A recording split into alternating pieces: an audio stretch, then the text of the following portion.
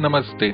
आइए देखते हैं हम किस प्रकार माइक्रोसॉफ्ट एक्सेल 2007 में कुछ सरल जोड़ घटाव कर सकते हैं। मान लीजिए ये हमारा जो मंथली एक्सपेंस वाला शीट है, इसमें हमको कुछ और चीजें डालनी है। जैसे अब मैं यहाँ पे डालता हूँ मेरी सैलरी और शेयर मार्केट। ये मैं वो चीजें डाल रहा हूं जहां से मेरे को पैसा मिल रहा है। इसको बोल्ड कर देते हैं। तो मेरी सैलरी जो है वो है 12,000 रुपए और जनवरी के महीने में मेरे को शेयर मार्केट से कुछ मिले 800 रुपए। तो मेरे को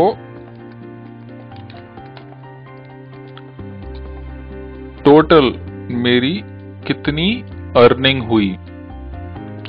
तो मेरी टोटल अर्निंग या मेरी टोटल कितना मेरे को कुल मिला के एक पैसा मिला जनवरी महीने में, वो है 12,000 और 800। अब इन दोनों को जोड़ना है। तो इन दोनों को जोड़ने के लिए माइक्रोसॉफ्ट एक्सेल में हम फॉर्मूले का इस्तेमाल करते हैं।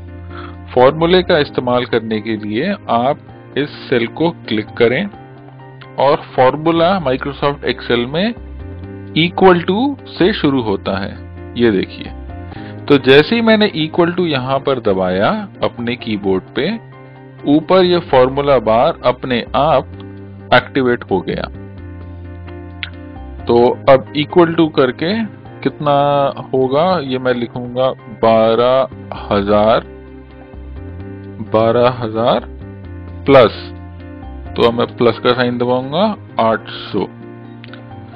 तो मेरी जो कुल मिला के अर्निंग हुई वो हुई 12,000 प्लस 800। 12,000 हुई मेरी सैलरी और 800 रुपए मैंने कमाए शेयर मार्केट से।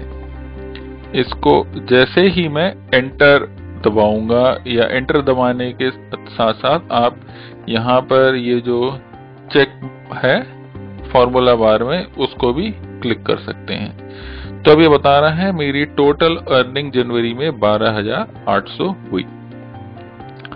अब देखिए, हमने यहाँ पे जो फॉर्मूला लिखा उसमें हमने 12,000 और 800 ये दोनों अलग अलग जोड़ के लिख दिया। दूसरा तरीका जो एक्सेल में है ये जोड़ने का, वो है आप सेल का नाम लिखकर उनको जोड़ सकते हैं। अब जैसे मान लीजिए मेरे को यहाँ पे ये दो सेल में 12,000 और 800 जोड़ना है, तो उसके लिए मैं क्या करूंगा, फिर से फॉर्मूला लिखूंगा। यहाँ पे फॉर्मूला लिखने के लिए इक्वल टू साइन पे इक्वल टू पर क्लिक करेंगे, इक्वल टू, और फिर मैं चुनूंगा कि ये 12,000 कौन से सेल में लिखा हुआ है। ये लिखा हुआ है D3 में, 12,000 लिखा हुआ है D3 में। तो मैं यहां लिखूंगा इक्वल टू D3। तो देखिए अब ये D3 नीले रंग के एक सेल में आ गया। प्लस मेरे को क्या करना है D4, तो मैं लिखूंगा D4 और फिर मैं एंटर दबाऊंगा या यहां पे चेक करूंगा।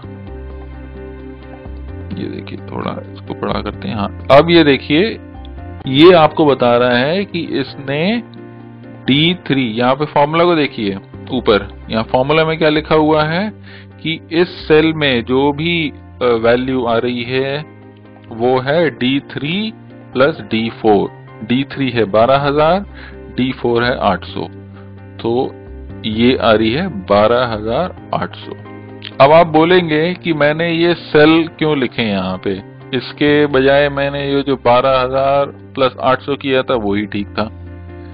अब मान लीजिए मेरी सैलरी मैंने जो यहाँ पे डाली है वो गलत डाल दी, किसी कारणवश मैं भूल गया, या फिर मैंने जब टाइप किया तो मैंने गलत टाइप कर दिया।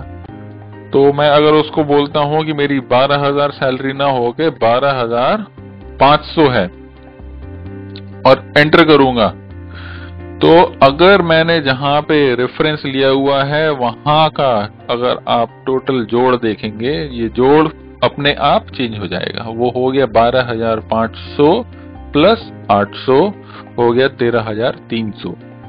लेकिन यहाँ पे ये सेल जहां पे मैंने खुद अपने हाथ से 12,000 लिखा हुआ था वो 12,500 नहीं हुआ।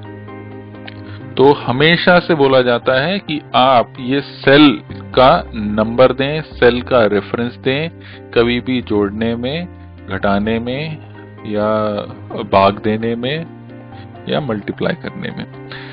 ठीक इसी प्रकार से आप मान लीजिए कि मेरे को देखना है कि मैं साल भर में कितना रेंट दे रहा हूं। देखिए, हर महीने मेरा रेंट जा रहा है, मैं दे रहा हूं 4,000 रुपए का।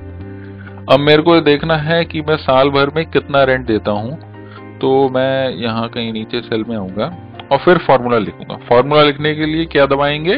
इक्वल टू दबाइए और फिर अपना रेंट एक महीने का वो चुने। तो इस सेल पर जाके क्लिक किया तो अपने आप इसने ले लिया, ये D8 है, तो D8 यहाँ पे नीचे लिखा हुआ आ गया। अब क्योंकि मेरे को ये 12 महीने का देखना है कि 12 महीने का कितना जाएगा, तो इसको मैं गुणा करूंगा।